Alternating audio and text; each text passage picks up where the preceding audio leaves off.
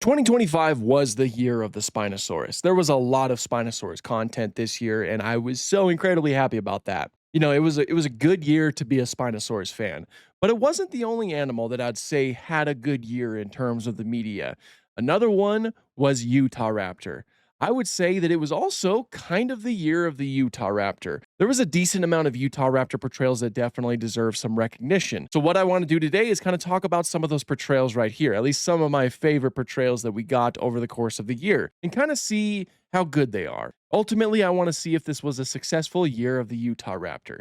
That sound good? Great. Let's get right into it. I want to start off with walking with dinosaurs. Now, obviously, walking with dinosaurs, it's a mixed bag as far as documentaries go. Not everybody is crazy about it. Not everybody likes the CGI, and it obviously didn't reach some of the same heights that the original show did. But the Utahraptor, oh my. The Utahraptor is absolutely glorious in this documentary. They really did such a good job at portraying this animal on screen. It has the sheer amount of bulk that Utahraptor did have in life, which makes sense because Utahraptor was a big animal. As far as we know, it was one of, if not the largest dromaeosaurs in that family, which is a huge feat, of course. They were no joke. They were actually bigger than the Jurassic Park velociraptors. Little fun fact right there. But that was just captured incredibly well right here. I love the way that the skull looks, and I love the way that the body looks. I also love the inclusion of feathers. It's incredibly likely that Utahraptor did have feathers. The quality of the feathers looks really good, and I love the coloration that they gave them, especially the coloration on this fella. It's got red on top of its head, which is in a nice contrast to the more gray and white coloration that it has on its body. It just looks amazing. I mean, one drawback I'd say is that it would have been really cool to see them with the original Walking with Dinosaurs Utahraptor coloration, because that would have been like a nice kind of comparison that you could make. It would like really draw the connection between those two and really showcase how our understanding of Utahraptor has shifted since the release of the original documentary in 1999. But that's only a minor gripe because I still do love the colors that they gave these Utahraptors in this documentary. So yeah, the Utahraptor in Walking with Dinosaurs 2025 is a huge highlight for me. It's probably one of my favorite animals that they showed in the documentary. Next up is sort of a returning one. We have Jurassic World Evolution 3's Utahraptor. I wanted to include it because it was kind of a big deal to me that this one actually survived the cut into Evolution 3. It was one of my favorite dinosaurs in Evolution 2. Frontier did amazing at designing this animal. It's got a lot of bulk, it's got the feathers, and the whole skeletal structure seems to match up pretty well. It's probably my favorite dromaeosaur in the game. And that still holds true into Jurassic World Evolution 3, which makes me all the more happy that it did survive the cut. It's one of my favorite things to place into my parks. But with that, we do get like sexual dimorphism as well as juvenile Utahraptors, which is a huge plus. Those are amazing things that Jurassic World Evolution 3 has finally introduced to the franchise, because the female variant already looked amazing, but then the male variant kind of like dials it up a little bit. The male is a lot more bulky and has like extra feathers on top of his head, and seemingly his colors are a little bit more vibrant than the females, which that's awesome. I love seeing sexual dimorphism because that's like a nice attention to detail. The juveniles also look really, really good. They of course have just smaller proportions. They're a little bit more robust than their parents, and of course their eyes are a lot larger, which is just overall very cute.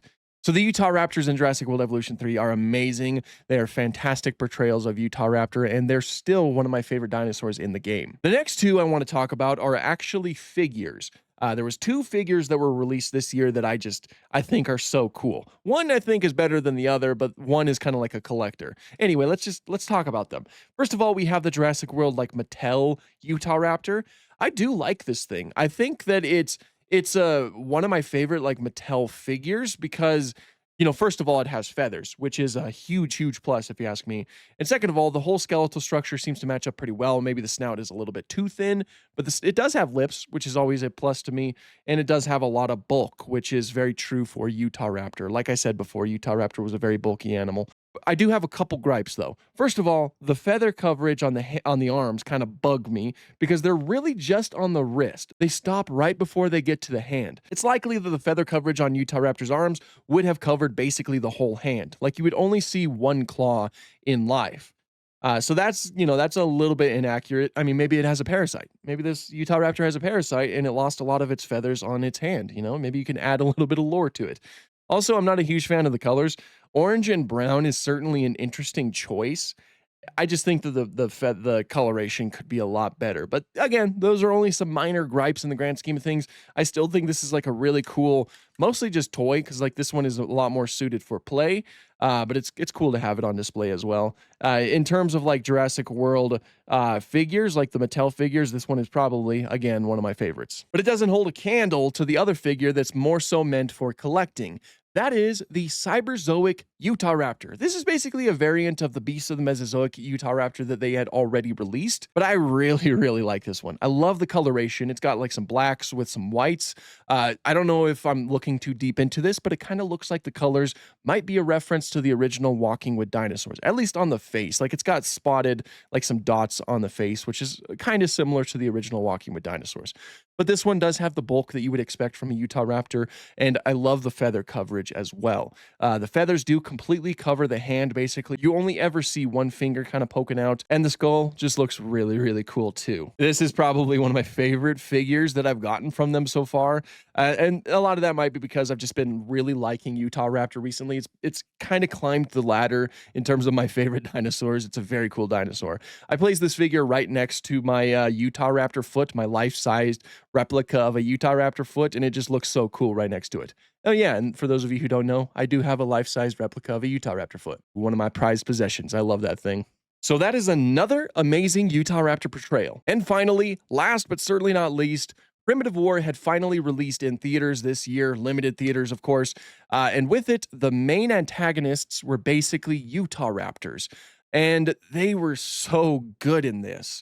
They were already really awesome in the book and in the comic, where they have like a very interesting design that kind of stands out. Like they have a nice green coloration with some iridescence. That was captured pretty well on the big screen. You know, I loved the way that they looked, especially with how difficult it is to pull off feathers in CGI. Like I know that is something that's very difficult to do, or at least to make them look convincing. And especially considering the fact that they had a limited budget, I think that they did a great job at portraying them here. The Utahraptors, they do have a lot of bulk. The feather coverage seems overall pretty correct. The head shape also looks pretty correct. And we get the inclusion of the awesome Cyclops, which is a Utahraptor that had a knife stabbed right in his eye. Hence the name Cyclops, because he only has one eye left. I loved their portrayal here, and I especially love to see their preferred hunting method basically on screen. That being the whole, I pin you down and then I tear into you. You know, it's a pretty terrifying hunting method, especially with an animal that is so big. So those are some of my favorite portrayals this year. There might have been more out there that I'm kind of spacing on. I'm sure that I'll remember them after I've uploaded the video. Yeah, those are some of my favorite ones at the very least. And generally speaking, I think it was a pretty successful year of the Utahraptor. Not nearly as packed as Spinosaurus. I mean, there was just so much Spinosaurus content. You have no idea. I have one more video planned for the year of the Spinosaurus before the year ends, so stay tuned for that. You'll just see how much Spinosaurus stuff there was. It was insane. It's unfortunate the Utahraptor didn't have nearly as much, but there was an uptick in it. And who knows, maybe into 2026, we'll be seeing more, which will be cool. That would be cool if that was the case. Utahraptor is an incredibly awesome dinosaur that deserves a lot of the attention that it's been getting recently. You know, it's incredibly fascinating, and I would love for more folks to learn about it. But yeah, that's pretty much all I have for this one. What is your favorite portrayal? And are there any that I didn't include that you absolutely love? Be sure to let me know down below. But until next time, thank you guys so much for watching, and have an awesome day.